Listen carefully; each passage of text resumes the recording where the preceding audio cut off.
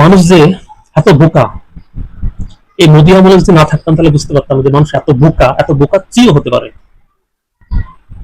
এই 10 বছরে জিনিসের দাম আকস্মাত বেড়েছে। না না না, সেটা কোনো ব্যাপার না।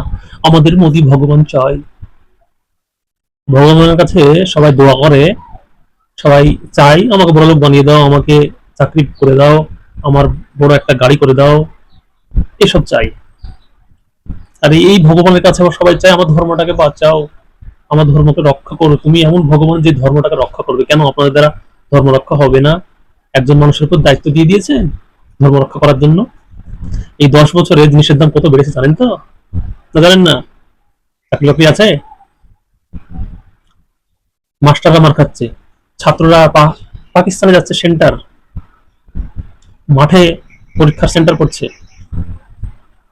কি বুঝতে পারছেন না কিছু? সাম্প্রদায়িক দাঙ্গা লাগানোর চেষ্টা করছে মুর্শিদাবাদের, অবশ্যই কদিন আগে দেখতে পেলেন। তো আপনাদের কিচ্ছু দরকার নেই সত্যি। ভালো রাস্তা, যেন জল দিয়ে আমাদের বাড়িঘর না ডুবে যায় এরকম, ভালো পরিষেবা, জিনিসের দামপত্র কম, চাকরি, এসব কিছু দরকার নেই। আপনার সাথে ধর্মই দরকার। ধর্ম করুন, কিন্তু আপনি কি একজনের উপরই ধর্ম বাঁচানোর দায়িত্ব দিয়ে দিয়েছেন? আপনাদের ধর্ম বাঁচানোর মতো ক্ষমতা নেই?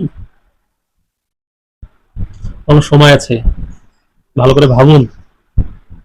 এখন যদি পরিবর্তন না করতে পারেন, এই আপনার অনেকজন আছেন, মোদি আমাদের সব, আমরা সব ভিক্ষা করে খাবো, তো মোদিকে ভোট দেবো।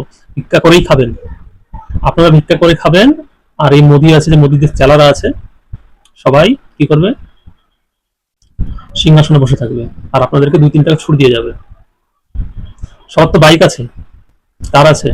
যাদের বাইক কার আছে অবশ্যই জানেন 20% ইথানল মেশানো হয়েছে, এবং বলা হয়েছিল নাকি 50% দাম কমে যাবে পেট্রোলের। 50% দাম কমেনি, আর 5 টাকা বেড়েছে। এবং এই ইথানল মেশানোর জন্য গাড়ির মাইলেজও কমবে, এবং আপনার গাড়ির ইঞ্জিনও নষ্ট হবে। এত কিছু দেখার পরে, জানার পরেও যদি পরিবর্তন না হয়েছে, খুব বিপদ, সামনে খুব বিপদ। একটু ভাবুন, বুদ্ধি করুন। কানাদের মতো শুধু কানা হয়ে থাকেন না।